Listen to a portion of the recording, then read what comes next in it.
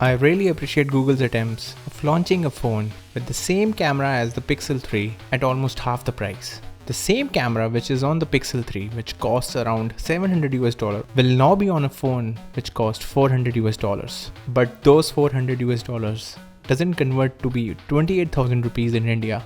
So will the Pixel 3a sell like hotcakes in India? Definitely not, especially when there are at least a half a dozen companies in India which are trying to fight the same specification more and cost half of what the Pixel 3a cost right now. Because of taxes and everything, in India the same phone will cost 40,000 rupees, which is approximately 40% more than what it is going to cost in the US. 40,000 Indian rupees is roughly $560. So will it be easy for Google to sell the same phone at 40% more higher cost in India with specs which comes on a mid-tier phone in India right now? And the mid-tier phones in India do not cost around $400. All the phones comes with 600 series Snapdragon processors cost way less than that. They cost around $200 or $300, 13,000, 14,000 Indian rupees or 20,000 Indian rupees, 25,000 Indian rupees, but not 40,000 Indian rupees. But didn't Google already know about this? I mean, this is not a hidden fact or anything. When they were planning to launch this phone, didn't they do their math? The OnePlus 60 now costs around 32,000 rupees in India, which is around $450. So will anyone buy a Pixel 3a over OnePlus 60? Nope. The Samsung S9 comes around 40,000 Indian rupees, which is what the Pixel 3a is offering. It comes with a great screen, IP68 protection, wireless charging, flagship Exynos processor, better sounding speakers, better video quality. So will anyone buy a Pixel 3 over a Samsung S9? Nope. Even the LG G7 Plus, which comes with Snapdragon 845 processor, wireless charging, IP68 water resistance. So you know what I'm gonna ask next and say nope. So my point here is there are many devices in India right now which deserves your $560 or 40,000 Indian rupees, and definitely the Pixel 3 is not going to be among those devices. I mean, they clearly did have great plans for India with this device. India was listed right up among other countries which the phone is being launched immediately in. India is massive. So who actually missed out doing the math here at Google? So which phone Google thinks this Pixel 3 is competing against?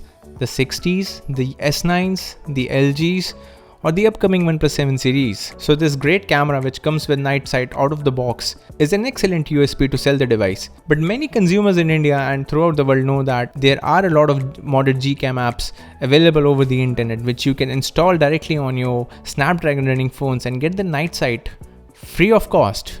People have done it with the Poco F1, they are doing it with the Redmi Note 7 Pro now. Oh, and the Redmi Note 7 Pro, which comes with the Snapdragon 675 processor, which is supposedly as good if not better than the Snapdragon 670 processor, costs around 14,000 Indian rupees, which is $200. So I'm not sure what Google was trying to do here. So what exactly makes this phone special? The first thing is that the phone will get all the latest Android updates on the fly. Likewise, the flagship Pixel phones out there. They also came back with the 3.5mm jack right on the phone. And both the front and rear camera would snap as good pictures as the Pixel 3 and the Pixel 3 XL. I really appreciate Google for that. And for a lot of general consumers out there who are not into modding their phones with Gcam apps, I think that is also a class of consumers who would go and buy this phone, especially for the camera. And seriously, there is no one else who would want the phone for any other reason. But with this absurd pricing, especially in India, I don't see Google fetching much sales with this phone, especially with that 40% bump in the price. I am sure there are a lot of people in Google who know what kind of phone market there is in India regarding all the mid-tier phones, the budget phones out there right now. There are literally so many options which cost almost half the price, and I agree those phones won't have as good camera as the Pixel 3a would have, but all the other features will definitely outweigh this phone, and I really wouldn't find anyone buying this phone for twice as much the cost for half the value except for the camera and all the latest updates. They could have seriously done better. Oh, also, you can't upload your videos and photos at original quality on Google Photos via the app. So will somebody explain how is this a true Pixel device?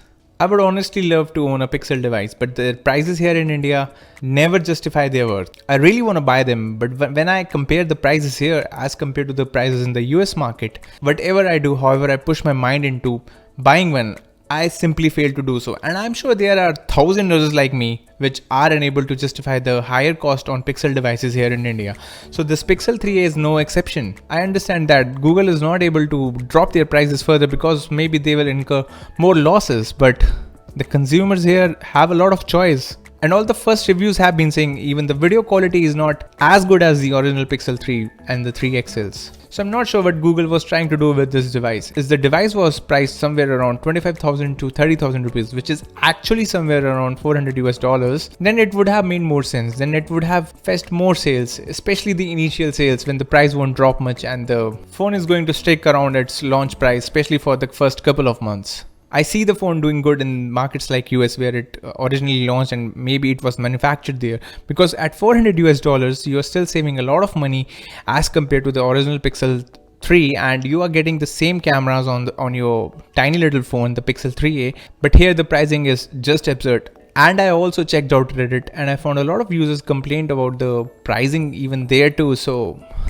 yeah, for them it's not as expensive as it is here, but if those people on the Reddit forums are saying that it does seem overpriced, then I think Google is going to have a hard time selling this phone. If Google had launched this phone when the Samsung S9 had costed somewhere around $200 more or 12,000 rupees more, then this phone would have made more sense in this price segment. Even then this phone would have been competing against OnePlus 60 for instance, which has the 845 Snapdragon processor on it, but still this phone would have made more sense back then than it is making any sense now.